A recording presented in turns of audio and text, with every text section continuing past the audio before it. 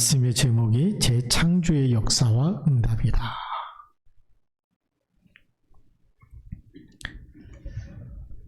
하나님이 우리를 예수 영접하는 순간부터 사실은 재창조하신 겁니다.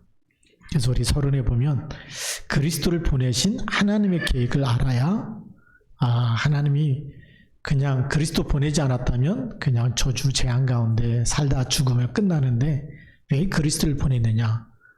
인생 역전시키려고요. 우리의 전환점이 바로 그리스도고 우리의 재창조의 답이 그리스도인 줄 믿습니다. 그래서 세상은 지금도 창세기 3장 나 중심으로 하나님 떠나니까 내가 하나님처럼 되리라. 거기에 묶여 있어요. 그리고 창세기 6장에 네피림 문화.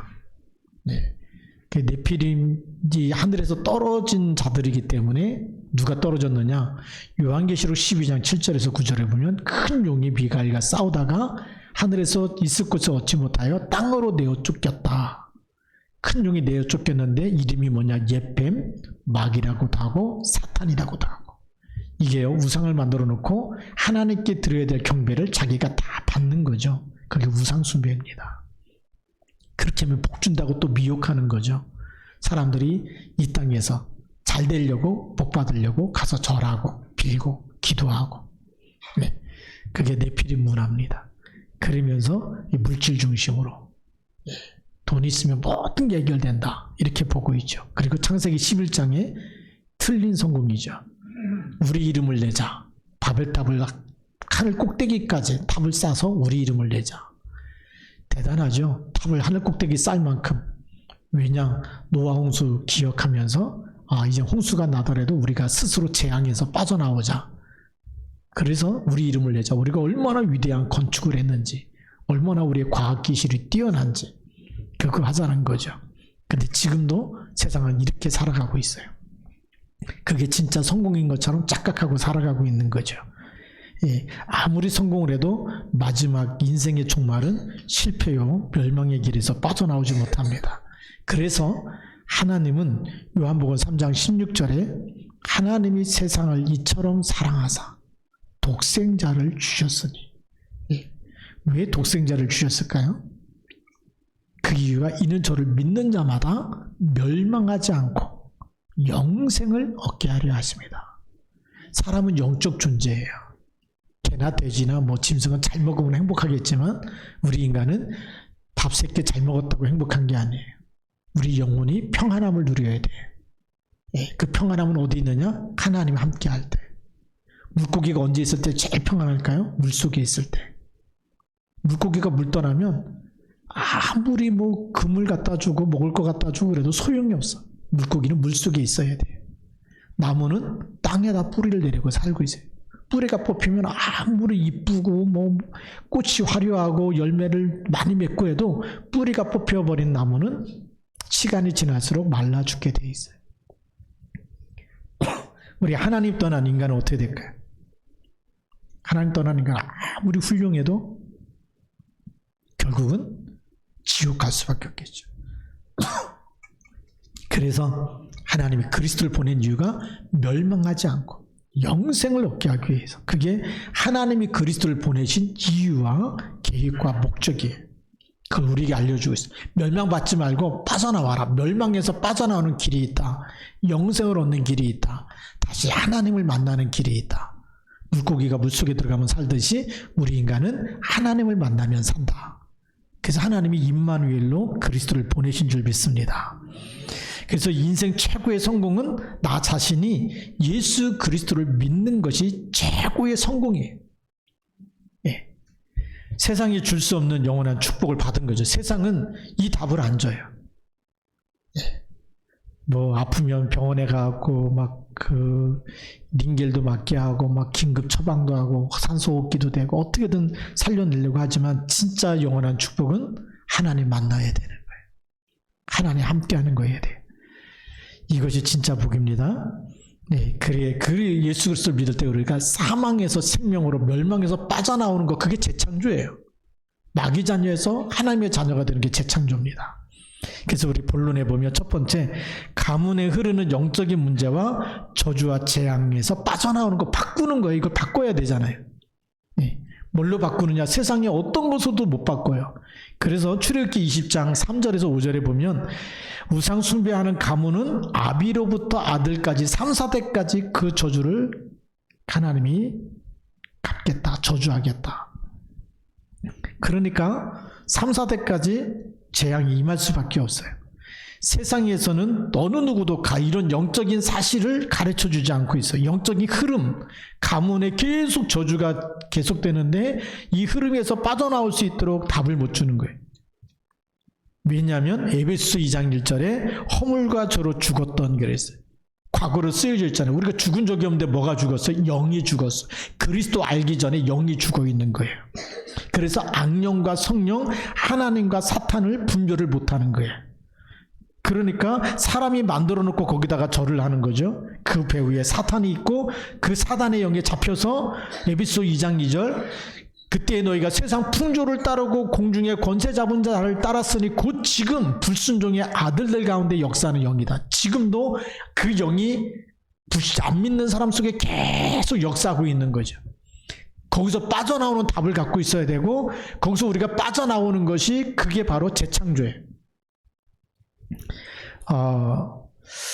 제가 이 메시지 준비하면서 잠깐 이제 이 저주의 가문, 우리 존 F 케네디 가문의 저주, 또 기네스 가문의 저주, 또 이소룡의 이렇게 저주, 이렇게 몇 가지 살펴봤는데 그 중에 이제 기네스 가문의 저주입니다. 영국의 기네스 가문은 영국을 대표하는 맥주 회사라 그래요.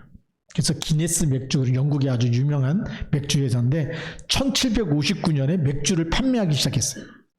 그 자산만 지금 가치가 1조 3천억 원이 넘는다 그래요. 어마어마하죠. 1조 3천억. 기네스 맥주를 시작한 아서 기네스라는 사람이 21명의 자식이 있는데 그 중에 10명이 굉장히 일찍 죽었어요. 아서의 증손자 웰터 에드워드 기네스는 1944년 이집트 카이로에서 테러단체에 총에 맞아서 죽었고요. 아서의 증손녀 모린 기네스는 아이들을 방치하고 놀러 다니다가 그 딸이 캐롤라인이 알코올 중독자가 되어버렸어요. 1966년에 21살의 패트릭 타라 브라운이라고 하는 사람이 스포츠카를 타고 가다가 신호 위반으로 벤을 들이받고 사망했어요. 1978년에 헨리에타 기네스가 애인이 슈퍼카를 타고 가다가 사망한 그 충격으로 인해서 이탈리아의 한 다리에서 투신 자살을 했어요. 1978년 존 기네스는 차사고로 4살짜리 아들이 같이 차를 타다가 4살짜리 아들이 즉사해버렸어요. 1986년에 존 기네스 아내가 납치되었다가 경찰에 의해서 구조됐는데 1988년에 아내하고 아들하고 함께 등산을 가다가 존 기네스가 그 사람들이 보는 앞에서 추락사에서 등산해서 추락사에 갖고 죽었어요. 1986년 기네스 가문의 외손녀 올리비아 채넌이 유명한 대학을 다녔어요. 이 대학을 다녔는데 기말고사 끝나고 나서 파티를 즐기던 중에 헤로인 과다 복용으로 사망했어요. 데니스 기네스는 군에서 소령으로 근무하는 중에 약물 과다 복용으로 사망을 했어요. 모린 기네스는 할머니가 알코올 중독, 이 모린 기네스 이분이 알코올 중독, 그 딸 캐롤라인 알코올 중독, 그 다음에 그 딸 나탈리아 스트코이치라고 하는 이 사람이 그러니까 이 할머니, 어머니, 딸 이 18세의 헤로인 복용으로 인해서 욕주에 이렇게 헤로인에 취해가지고 헤로인이죠. 말을 마약에 취해가지고 해롱해롱에다가 욕주에 부딪혔는데 거기 목욕물에 빠져서 죽었습니다. 2020년도에 벤자민 기네스의 외손녀 19세인데 이 사람이 가족들이 막 친구들 모아놓고 뭐 돈이 많으니까 큰 저택에서 파티를 열었어요. 19명이 모였다 그랬는데 밤 11시에 그 큰 저택에 보면 수영장 있지 않습니까? 그 밑바닥에서 발견됐는데 뇌를 많이 다쳐가지고 병원에 갔지만 며칠 후에 즉사했다. 죽게 되었다. 이런 얘기가 있어요. 맥주 회사가 뭐 하는 데일까요? 그게 흑암 문화예요. 계속 저주와 재앙이 따라오는 겁니다. 또 이소룡의 저주를 잠깐 봅니다. 이소룡은 어떤 사람이냐? 1940년 11월 27일 출생한 사람입니다. 1973년 7월 20일 날 사망해. 33세 정도 살았어요. 어려서부터 가일에 태어나서 어렸을 때부터 가위에 눌렸다고 얘기하죠. 그때마다 검은 그림자 같은 그런 괴 형상을 보았다. 우리가 말하면 귀신을 본 거죠. 귀신에게 눌렸는데 18세 때 가위 눌리던 중에 그렇게 눌리고 있는 그 시커먼 그림자 귀신이 나타나갖고 너의 아버지는 64세에 죽고 너는 그의 반도 못 살 것이다 라는 저주의 음성을 들었다 그래요. 이때부터 귀신으로부터 자신의 몸을 보호하기 위해서 무술을 배웠다 그럽니다. 무술 영화에 나오는 이소룡 본 사람은 알 겁니다. 왜 무술을 저렇게 잘하냐? 귀신으로부터 자기를 보호하려고 무술을 배우기 시작한 거예요. 예. 몇 년 뒤에 홍콩의 유명한 풍수 전문가의 조언을 듣고 가위 귀신에게서 가위 눌리게 하는 그 귀신에서 벗어나기 위해서 미국으로 이민을 갑니다. 그런데 미국에서도 계속 가위를 눌려요. 이건요 전 세계 도망 다녀도 다 따라다닙니다. 미국 갔다고 안 따라오는 게 아니죠. 제대로 잠을 못 잤다 그래요. 미국에 이민한 지 몇 년 후에 그의 아버지는 귀신의 저주처럼 64세에 세상을 떠납니다.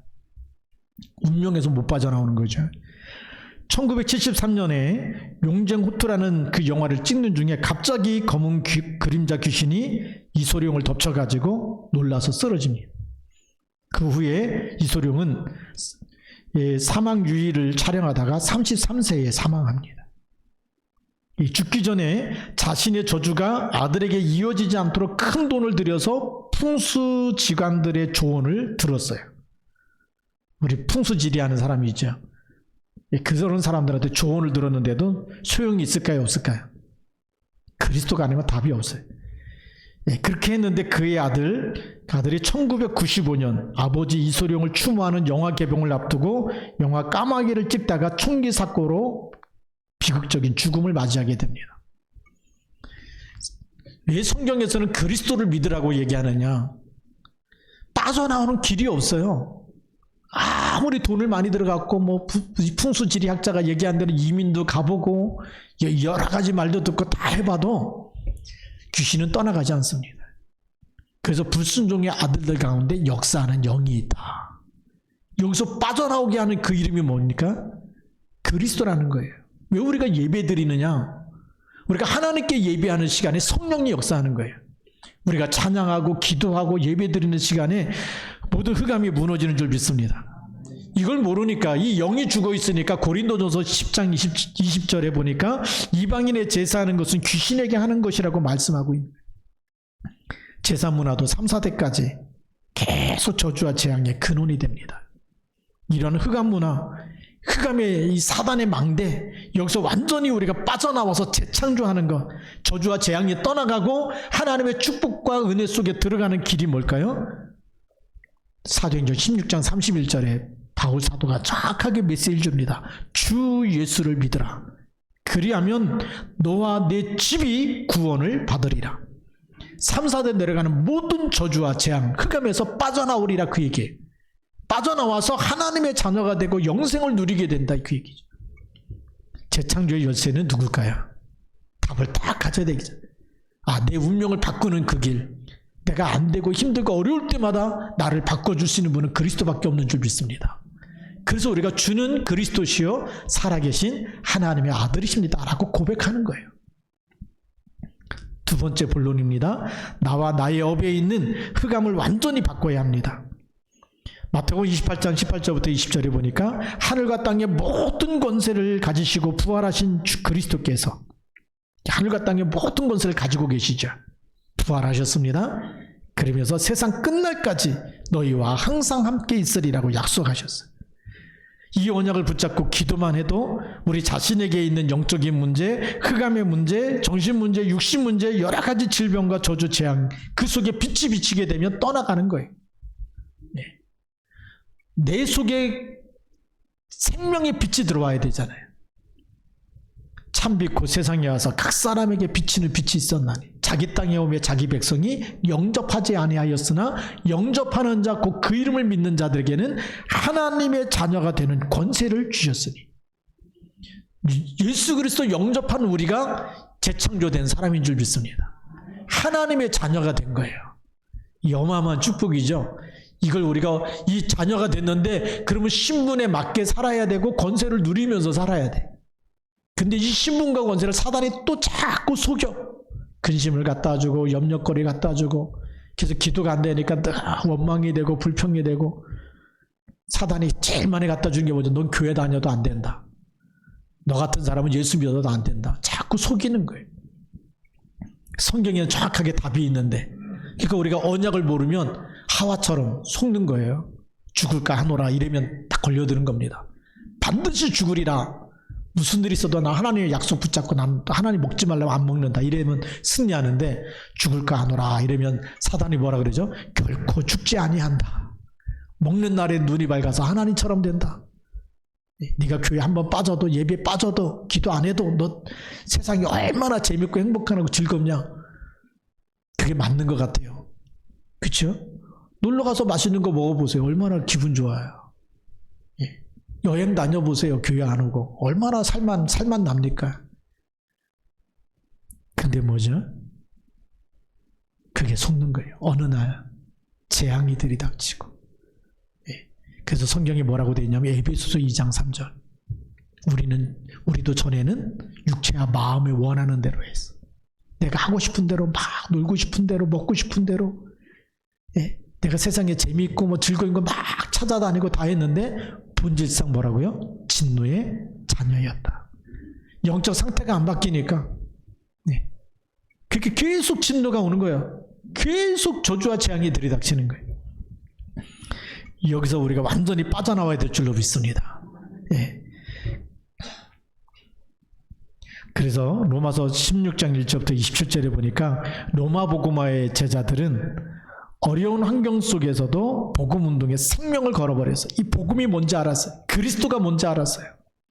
그리스도가 나의 운명을 바꾼 분, 나를 마귀 자녀에서 하나님의 자녀로 나를 바꾸신 분, 하나님이 그리스도를 보내서 나를 죄와 사망과 지옥 가야 되는데 죄와 사망의 법에서 나를 해방하신 분, 돈으로 해결할 수 없는 분이지. 그리고 이 땅에 계속해서 역사하는 사단의 머리를 깨뜨리시고 정말 음부의 권세가 이기지 못하도록 모든 흑암 문화, 흑암의 영, 악한 영을 완전히 박살내시는 분. 그 그리스도를 가치를 알게 되고 발견하게 되니까 이 복음 운동하는 바울을 만나서 완전히 헌신하게 됩니다. 어떤 헌신을 합니까? 이 사람들 환경에 묶이지 않고 재창조된 그 신분과 권세 가지고 보호자의 역할. 네. 우리는 목사님이 막 기도해 주세요, 도와주세요. 근데 초대교인들 반대로 전도자를 보호해 줬어요. 마음껏 전도할 수 있도록. 전도자가 어려운 일 당할 때마다, 힘든 일 당할 때마다 도와주고 힘주고 중직자들이 그 일을 했다는 거죠. 진짜 복음의 가치를 안 사람들이 교회를 살리고 바로 그런 전도자를 돕고, 우리가 잘 아는 브리스길 라굴라 부부는 목이라도 내어놓을 만큼 아예 생명 걸고 로마 복음화까지 같이 바울팀과 같이 가면서 모든 것에 헌신했던 사람이 브리스길 라굴라 부부입니다. 얼마나 중요한지요. 그러면서 우리가 잘 아는 가이오 같은 사람은 온 교회의 식주인이 됐다. 온 교회의 식주인.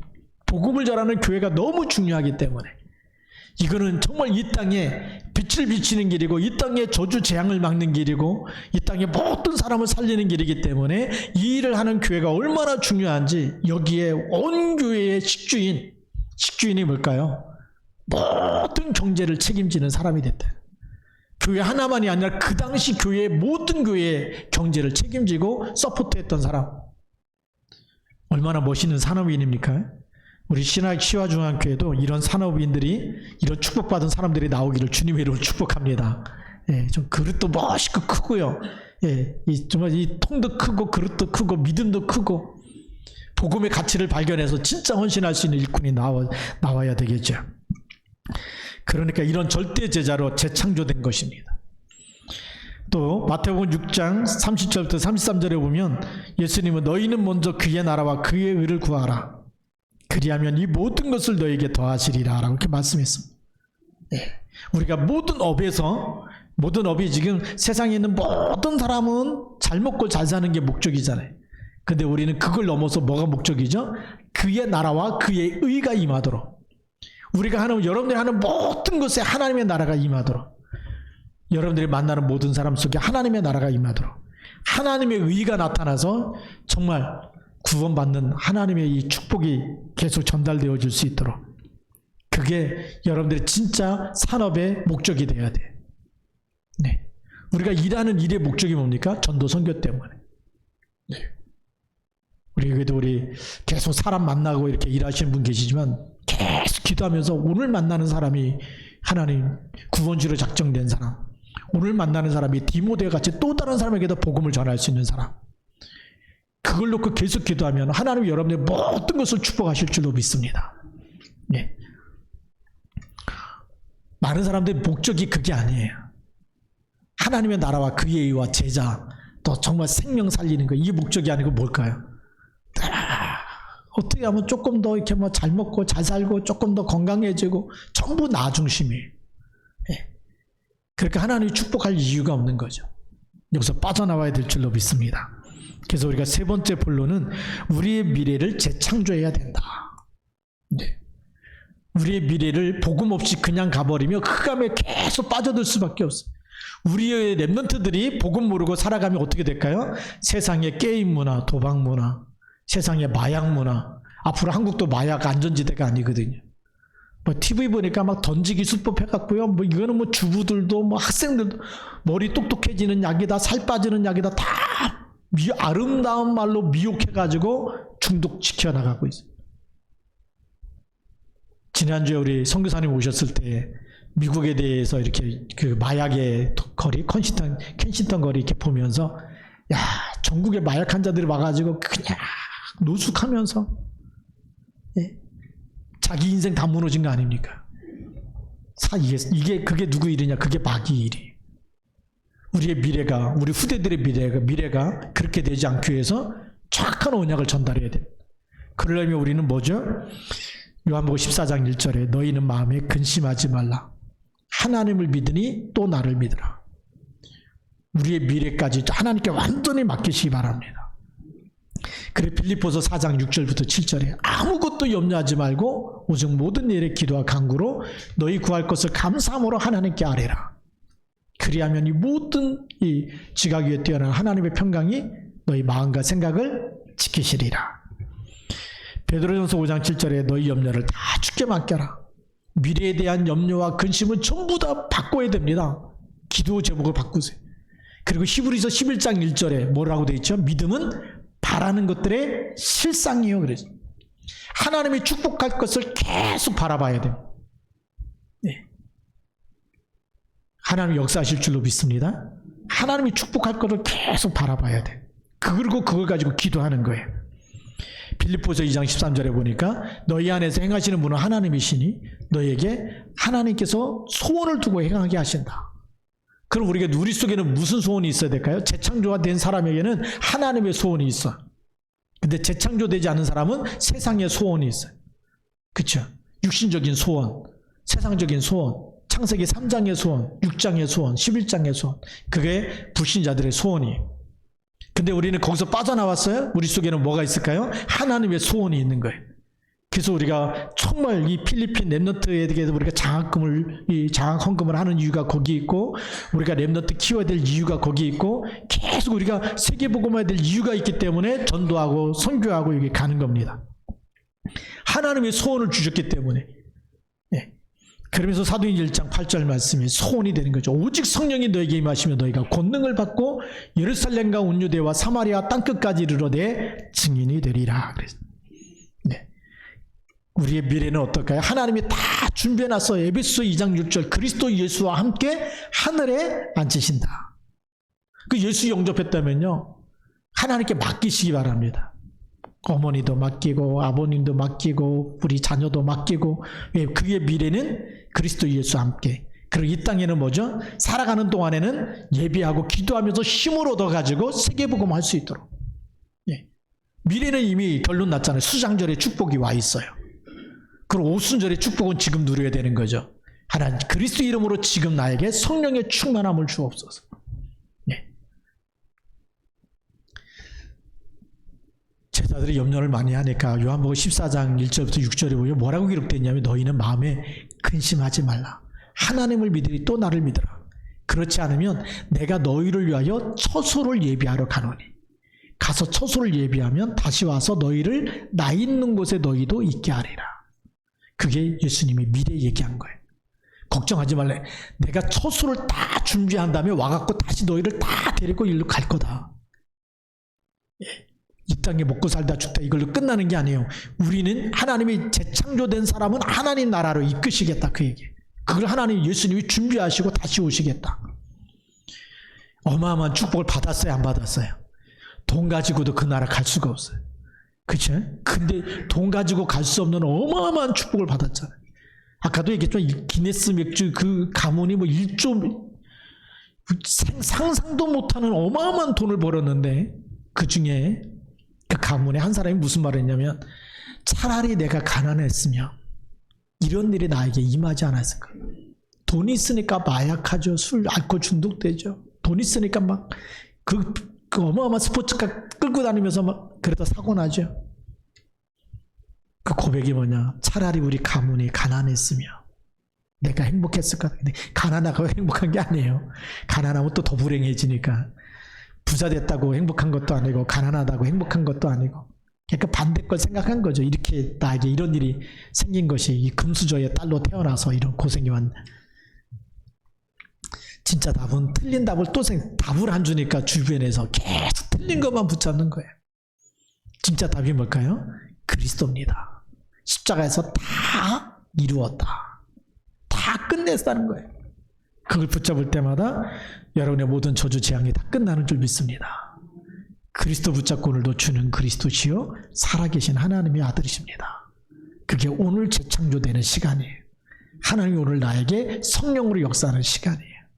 네. 그래서 오늘의 결론입니다. 그리스도의 이름이면 모든 것이 재창조됩니다. 그래서 우리가 그 이름을 고백해야 되는 거예요. 그 이름을 선포해야 되는 거예요. 그게 권세를 누리는 거예요. 그래서 왜 목사님이 기도 제목에 전교인 새벽 기도하는 겁니까?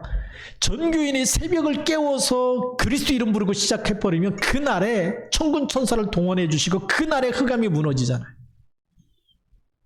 잠잘 때도 가위에 눌리지 말라고, 악몽에 시달리지 말라고 저녁 기도회 하고 그리스도 이름 부르고 찬양하고 그리고 자면 흑암이 떠나가 버리면 누가 가위에 눌리고 누가 악몽에 시달리겠어요? 잠을 자도 편안하게 자야 되지 않겠습니까? 하나님의 자녀가 하루를 성공시켜야죠. 그래서 새벽 기도하고 저녁 기도 하자는 거예요. 그날에 흑암이 무너지도록. 재창조됐기 때문에 그런 축복을 받아야 될 줄로 믿습니다. 그래서 우리 결론이 고린도후서 5장 17절입니다. 같이 함께 읽겠습니다. 그런즉 누구든지 그리스도 안에 있으면 새로운 피조물이라 이전 것은 지나갔으니 보라 새 것이 되었도다. 아멘. 새 것이 됐어요. 네. 더 이상 우리가 눌릴 사람이 아니고 더 이상 시달릴 사람이 아니고 더 이상 불행 속에 있을 사람이 아니고 질병 속에 가난 속에 있을 사람이 아니라는 거예요. 하나님이 나를 재창조했기 때문에 그리스도 붙잡고 빠져나오시 바랍니다. 애굽해야 돼요.